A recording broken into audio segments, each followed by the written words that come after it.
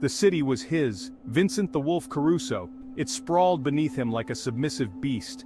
From the glittering towers of the financial district to the shadowy back alleys of the docks, his word was law. His name, whispered in fear and awe. For decades, his iron fist had ruled the underworld. Nightclubs, casinos, unions, they all paid their tribute. Vincent, a man who'd clawed his way to the top, knew the city's heartbeat better than anyone.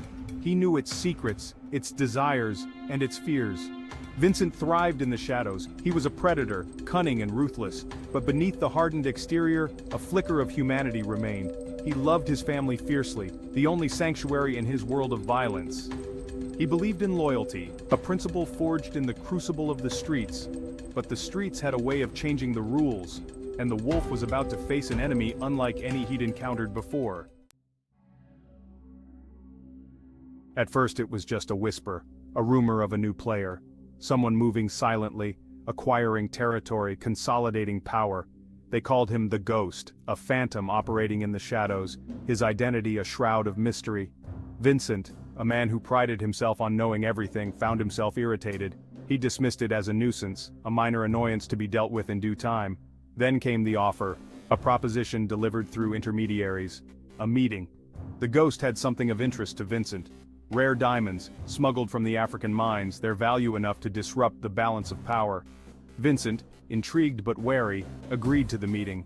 He had always operated by a simple creed: keep your friends close, your enemies closer. The meeting was a game of chess, a dance of words and veiled threats in a secluded warehouse. Vincent, flanked by his trusted lieutenants, sized up his invisible adversary. The Ghost, it seemed, was a master strategist. He spoke of partnerships, of mutual benefit. He spoke of Vincent's aging grip on the city, the inevitable decline. But Vincent saw through the charade. This wasn't a partnership, it was a hostile takeover. The diamonds were bait, a way to gauge Vincent's strength, to expose his weaknesses. Vincent, a predator backed into a corner, felt a cold fury build within him. He refused the offer. The Ghost, his voice devoid of emotion, promised consequences, and like a phantom, he vanished into the night. The retaliation was swift and brutal.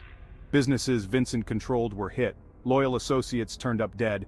The Ghost moved like a phantom, leaving a trail of chaos and bloodshed in his wake. Vincent, accustomed to being the hunter, found himself the prey. He raged against the invisible enemy, his frustration mounting with each passing day. He tightened his grip, his paranoia growing. He interrogated his men, suspecting treachery at every turn.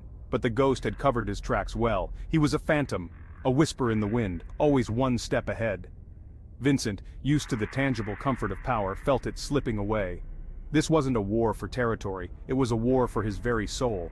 And the wolf was starting to realize he might be outmatched.